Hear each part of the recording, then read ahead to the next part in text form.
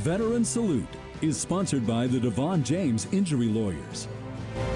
Well, welcome back. He may be 95 years old now, but Richard Sheets was just a young man when he signed up to serve. Yeah, Sheets says there were just 7 boys in his rural high school class, so after they graduated, they all enlisted together. Gwen Bevel and photojournalist Nick Kiefer have more of his story.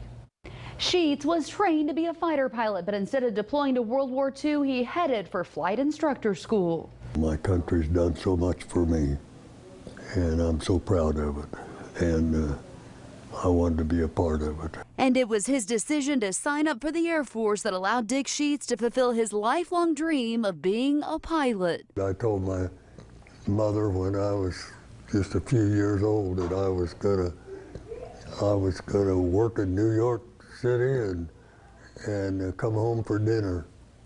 I was going to fly back and forth. It wasn't New York, but it was the skies above Texas. I like to do everything I could in an airplane, and I guess I was good at it at the time. So talented, in fact, Sheets taught the advanced and final leg of pilot training. It was a favorite because it was the first fighter plane I ever flew. And he logged many hours in the front seat with student pilots strapped in back. This is an AT-6 Vultee. He says even with all those training flights, he never forgot the first time his instructor took him for a loop, literally.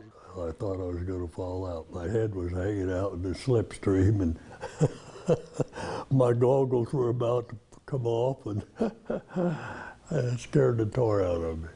But I love to do aerobatics. He says it was that first rush that got him hooked, and he was proud to prepare pilots for combat. I'm proud, very proud of my generation. He says his heart really gets to beating every time he sees Old Glory.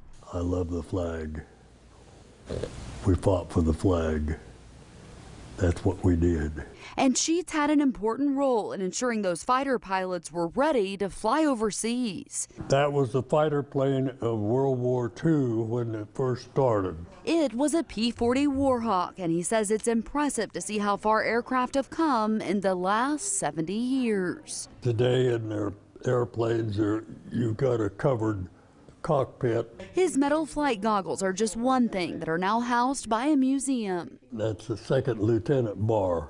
And although he can still wear his hat, the coat doesn't fit too good anymore. I wonder why. One thing that hasn't changed after all these years is his love for flying. I love to take off.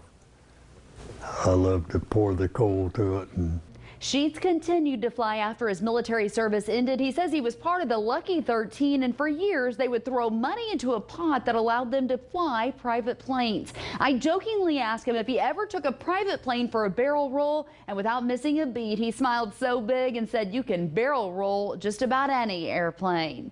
Here for you, Gwen Bevel, KSN News 3. Tonight, we salute Richard Sheets for his service during World War II. On behalf of DeVaughn James Injury Lawyers, we want to say thank you to Richard Sheets and all the efforts that he made to train pilots for World War II. Richard's out in Lakin, and thank you for your service. the $500 that you said that I would receive, I want to make sure that it's donated to the crippled children in St. Jude's Shriners Hospital. Veteran Salute is sponsored by the DeVaughn James Injury Lawyers.